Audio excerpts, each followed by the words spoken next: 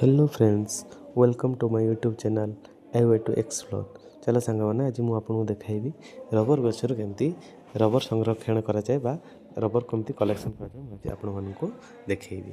ମୁଁ ପ୍ରଥମେ ଏଠି ଯାଇଥିଲି ଗୋଟେ ଜାଗା ବୁଲିବା ପାଇଁ। ସେଠି ଦେଖିଲି ମାନେ ଗଛ ଗୁଡ଼ାକରେ ବହୁତ ଗୁଡ଼ାକ ଏମିତି ପ୍ଲାଷ୍ଟିକ୍ର ଗିନାକୁ ସବୁ ଓହଳା ଯାଇଛି ତଳକୁ।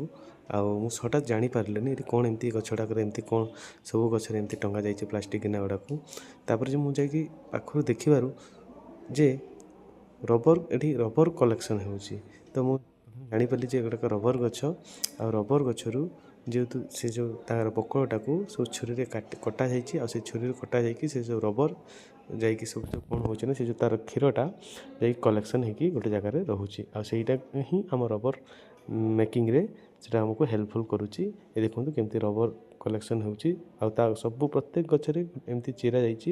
ଆଉ ତା'ର ଗୋଟେ ସେଇଟା କଲେକ୍ସନ୍ ସେ ଯେଉଁ ଝରିକି ଆସିକି ସେ ଯେଉଁ ତା କ୍ଷୀରଟା ରହିବ ଯେଉଁ ପ୍ଲାଷ୍ଟିକ୍ ଗିନାରେ, ସେଠି ମଧ୍ୟ ଗୋଟେ ଗୋଟେ କ'ଣ ମରାଯାଇଛି ନା ଦେଖନ୍ତୁ ପାତ ଟାଇପ୍ରେ ଗୋଟେ ମରାଯାଇଛି। ଆଉ ସେ ପାତ ଦେଇକି ସେ ଆସିକି ସେ ଗିନାରେ ପଡ଼ୁଛି।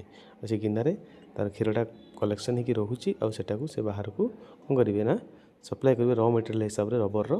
ଆଉ ଦେଖନ୍ତୁ ପୁରା ରବର ଟାଇପ୍ କରା ହେଇଛି। ଦେଖନ୍ତୁ ମୁଁ ହାତ ମାରୁଥିଲି ସେଠି କେମିତି ଲାଗୁଛି ଦେଖିବେ, ପୁରା ଏକରେଟ୍ ରବର ରଙ୍ଗ ଲାଗୁଥିଲା ହେଲା। ଦେଖନ୍ତୁ ଏଇ ଗଛ ଗୁଡ଼ାକ କେମିତି ସବୁ ପ୍ରତ୍ୟେକ ଗଛରେ ଏମିତି ଗିନା ଗୁଡ଼ାକ ଟଙ୍ଗା ଯାଇଛି ସବୁ ରବରର କଲେକ୍ସନ୍ ପାଇଁ। ଆଉ ବହୁତ ଭଲ ଲାଗିଲା ମୋତେ। ମୁଁ ଫାର୍ଷ୍ଟ ଟାଇମ୍ ଦେଖିଲି ଯେ ରବର କେମିତି କଲେକ୍ସନ୍ କରାଯାଏ ଗଛରୁ ବକଳରୁ ତାକୁ କଟା ଯାଇକି ଆଉ ତାକୁ ରଖାଯାଇଥିଲା। ଏଗୁଡ଼ାକ ହେଉଛି ରବରର ର ମେଟେରିଆଲ୍। ଏଗୁଡ଼ାକ ଯାଇକି ଇଣ୍ଡଷ୍ଟ୍ରିରେ ତାକୁ କ'ଣ ହେବ ନା ରବରକୁ ତିଆରି କରାଯିବ। ଏଗୁଡ଼ାକୁ ୟୁଜ୍